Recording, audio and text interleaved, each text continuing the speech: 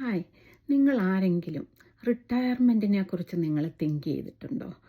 ഈ റിട്ടയർ ആയി കഴിയുമ്പം എങ്ങനെയായിരിക്കും എൻ്റെ എക്സ്പെൻസൊക്കെ? ഞാൻ എൻ്റെ പിള്ളേരെ ആശ്രയിക്കണോ? അതോ എനിക്ക് ഞാൻ ഇത്രയും നാൾ ഏൺ ചെയ്ത എനിക്ക് കിട്ടുന്ന സൂപ്പറിൽ നിന്ന് എൻ്റെ കംപ്ലീറ്റ് എക്സ്പെൻസ് എനിക്ക് മാനേജ് ചെയ്യാൻ പറ്റുമോ എന്ന് നിങ്ങൾ ആരെങ്കിലും ചിന്തിച്ചിട്ടുണ്ടോ? നിങ്ങൾ ചിന്തിച്ചിട്ടില്ലെങ്കിൽ ഇപ്പോഴാണ് ഇതിൻ്റെ റൈറ്റ് ടൈം. നിങ്ങൾ ചിന്തിക്കണം. ഒരു 50 ഇയേഴ്സ് മുകളിലുള്ള ആൾക്കാരോടാണ് ഞാൻ സംസാരിക്കുന്നത്. ഈ 50 വയസ്സിന് മുകളിലുള്ളവർ തീർച്ചയായിട്ടും നമ്മുടെ റിട്ടയർമെൻറ്റ് പ്ലാനും സൂപ്പറിനെ കുറിച്ചൊക്കെ നമ്മൾ തിങ്ക് ചെയ്യും, നമ്മളത് കാൽക്കുലേറ്റ് ചെയ്യും. അപ്പം നിങ്ങൾ കാൽക്കുലേറ്റ് ചെയ്തിട്ട് നിങ്ങൾക്ക് മനസ്സിലായോ അതുകൊണ്ട് നിങ്ങൾക്ക് ജീവിക്കാൻ പറ്റുമെന്ന്?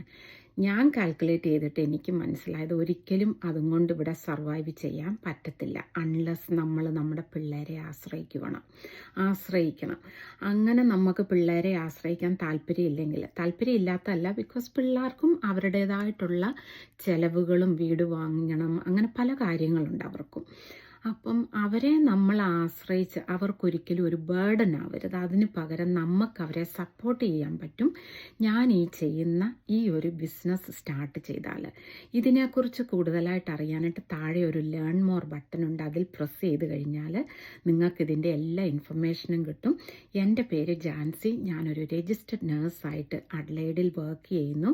ഒരു ഫുൾ ടൈം നേഴ്സായിട്ട് വർക്ക് ചെയ്യുന്നു. അതോടൊപ്പമാണ് ഞാനൊരു ഓൺലൈൻ ബിസിനസ്സും സ്റ്റാർട്ട് ചെയ്തത്.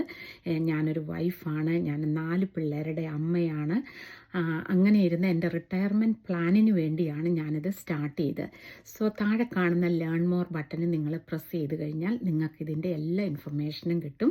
നിങ്ങളിതൊന്ന് ചെക്ക് ചെയ്യുന്നത് ഒരുപാട് നല്ലതായിരിക്കും.